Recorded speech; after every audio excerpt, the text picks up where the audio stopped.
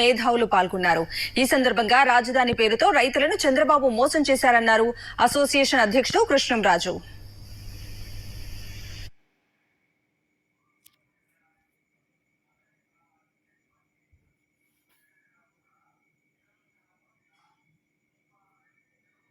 ఈ వేల ఎకరాల భూమిని కొన్ని స్వార్థ శక్తులు జనాన్ని మాయ చేసి వారిని బెదిరించి అదిరించి తమ ఆధీనంలోకి తెచ్చుకున్నాయి.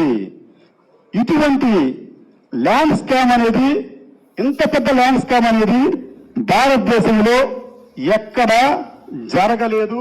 ఇది అతిశయోక్తి కాదు, అది వాస్తవం.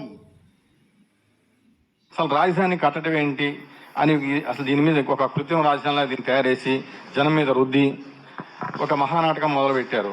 దీనివల్ల ప్రజలకు కానీ రాష్ట్రానికి కానీ ఉపయోగం లేకపోగా చంద్రబాబు గారికి చాలా ఉపయోగం జరిగింది అప్పట్లో. దానికోసం దీనికి వెనకాల ఇంకొక చిన్న కథ ఉంది. హైదరాబాద్లో హైటెక్ సిటీలో కూడా ఇలాంటి స్కామ్ చేశారని చెప్తారు. అక్కడ ముందే భూములు కొనిపెట్టుకుని తర్వాత అక్కడ హైటెక్ సిటీ ప్రకటిస్తే ఆ భూముల రేటు చాలా పెరిగినాయి. అలాంటి స్కీమే ఇక్కడ ఇంప్లిమెంట్ చేశారనేది ప్రధాన ఆరోపణ. ఇక్కడ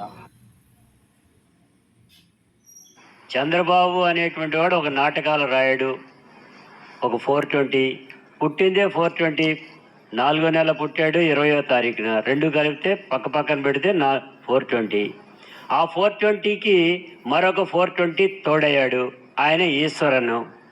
ఆయనకి కట్టబెట్టాడు. ఈ 31,000 ఎకరాల భూమిని అతనికి కట్టబెడటానికి తీసుకొచ్చాడు. ఈశ్వరన్ ఇప్పుడు జైల్లో ఉన్నాడు. నిన్నటి వరకు చంద్రబాబు నాయుడు జైల్లో ఉన్నారు.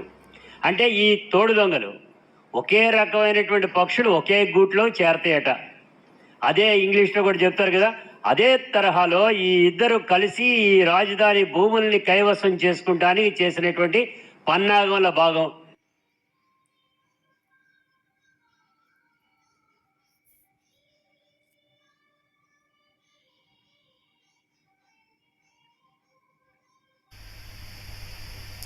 పల్లెల్లో పేద జీవుల